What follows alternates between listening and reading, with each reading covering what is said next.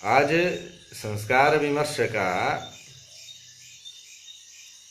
चतुर्थ भाग हम प्रस्तुत कर रहे हैं और चतुर्थ भाग में मुख्य विशेष क्या रहेगा? गर्भाधान के विषय में। गर्भाधान जो एक महत्वपूर्ण प्रथम संस्कार है, उसके ऊपर जो है आज चर्चा आपसे समस्त सज्जनों के समक्ष रहेगी। सज्जनों अधिकाधिक शेयर करें। सज्जनों, जीवन में संस्कारों का इतना महत्व है कि महर्षि आश्वलायन ने तो यहाँ तक कह दिया है कि जिसे संस्कार प्राप्त नहीं हो सके उसका जन्म निरर्थक है। संस्कार रहिता ये तु तेषां जन्म निरर्थकम इति। जीवन को सार्थक बनाने के लिए संस्कार अत्यावश्यक है। संस्कार के अभाव में मनुष्य पशु के समान जीता है, यह हमने पहले भी कहा। संस्कार व्यक्ति के संपूर्ण व्यक्तित्व को प्रभावशाली बनाते हैं। मनोविज्ञान की दृष्टि से विचार करें तो संस्कार मन में प्रस्थापित आदर्श है जो जीवन व्यवहार के नियामक और प्रेरक होते हैं। मनुष्य अपने जीवन में सत असत का निर्णय इन आदेशों के आधार पर ही करता है। मनुष्य में मानवोचित गुण कर्म स्वभाव की प्रेरणा इन्हीं संस्कारों की देन है। यदि चरित्र वृक्ष है तो संस्कार उनका बीज है। अवचेतन मन संस्कार नामक इस बीज का क्षेत्र है और अनुकूल परिवेश उसका हवा, पानी तथा धूप है।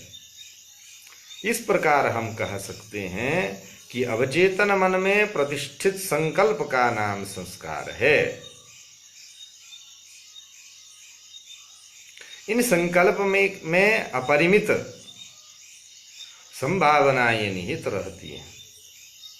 ये संकल्प इतने शक्तिशाली होते हैं कि केवल एक जन्म में ही नहीं, जन्मांतर में भी गतिशील होते हैं। संस्कार मन का उदात्तीकरण करते हुए एवं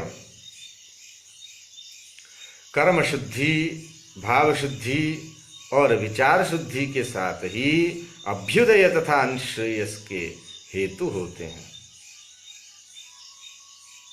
संस्कार के महत्व को जान लेने के बाद अब प्रश्न यह है कि संस्कारों का स्रोत क्या है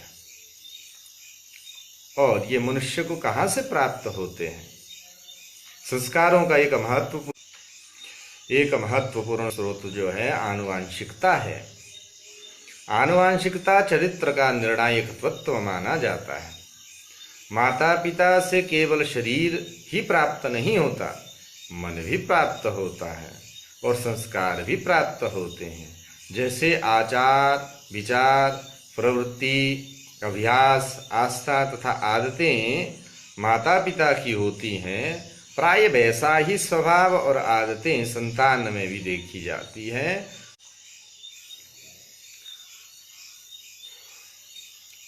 तो उसे आनुवांशिक संस्कार कहा जाता है। आधुनिक जैव प्रौद्योगिकी संस्कार का मूल स्रोत गुणसूत्र बतलाती है। योद्धा का बेटा योद्धा हो सकता है। भजनानंदी माँ बाप जो है उनके संस्कार उनकी संतान पर होते हैं। हिरण्यकश्यपु के प्रहलाद को भक्ति के संस्कार माता कयाधु से और कयाधु को नारद से मिले। इस प्रकार संस्कारों का एक और महत्वपूर्ण स्रोत हमारे समक्ष माँ के रूप में स्पष्ट हो जाता है। व्यास जी का कथन है कि प्रथम गर्भाधान, द्वितीय पुंसवनम, तृतीय सीमंतोनयन, चतुर्थ जातकर्म, पंचम नामकरण, षष्ठ निष्क्रमण, सप्तम अन्नप्राशन, आठवां चूड़ाकरण, नवम कर्णवेद, दसवां यज्ञोपवीत, 11वां वेदारंभ, 12वां केशांत, 13वां समावर्तन, 14वां विवाह, 15वां अग्नि संग्रह और 16वां नेत्राग्नि संग्रह। यह 16 संस्कार है।